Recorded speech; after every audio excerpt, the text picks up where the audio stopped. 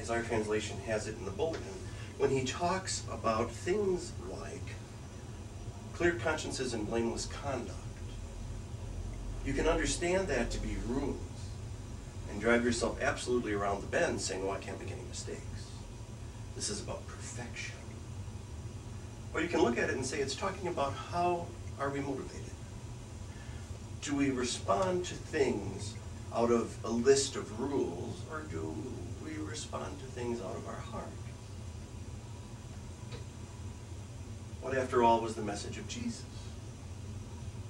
He came to a theocracy and to a religious culture that had developed quite an exhaustive list of rules, over 600.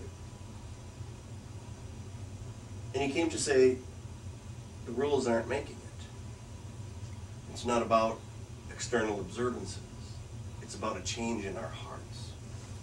It's about a change in how we view the world that then makes it possible to do the right thing without referring to an exhaustive list of rules or multiple commentaries that have been subsequently developed to explain exactly what the rules really mean. In order to achieve that conversion of heart, I think we have to be able to operate in the arena of metaphor. 10 years ago, on the second Sunday of Advent, I was ordained a priest and consecrated a bishop. In a little community that I served for 8 years, even after the beginning of the Universal Anglican Church. And over the course of the last week, I didn't realize it had been 10 years, quite honestly, until last Sunday, when I was praying after communion and it popped into my head that that was the Sunday. I thought about who I was 10 years ago, and even who I was 5 years prior to that, and who I am today. And the truth is, there's been a constant change. And the change has had very little to do with rules, and very much to do with crawling into a metaphorical understanding, a spiritual understanding, an understanding that leads me to believe we've lost this in most of Christianity. In 10 or 15 minutes or so, we'll receive communion. And you can look at that as receiving a little wafer that doesn't taste very good. It may very well stick to the top of your mouth. And you can think about it cognitively as an act that connects us with Christians throughout the centuries.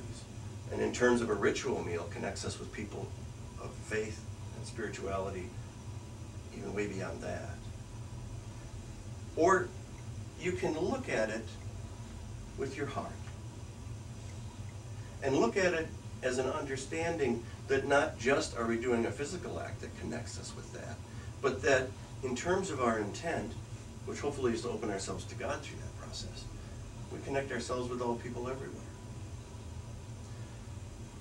We can literalize and turn into a rule of Jesus' instruction that whoever eats my body and drinks my blood has life in them, and who doesn't, doesn't. Or we can look at it as a receiving of that energy and that spirit that existed 2,000 years ago, that we're just a few weeks away from celebrating the birth of in our world. And we can look at it as getting in touch with that energy and the mystical quality of that experience. And step away from the rules just for a minute to understand the experience. Not to lay meaning on top of it, but just to allow it to touch us and allow the meaning to come forth as it will.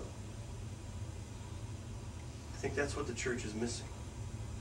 That return to the affect, to the feeling, to the meaning, and to the power that can be gained from opening oneself radically, first to the Spirit of God, and then to the suffering that's all around us.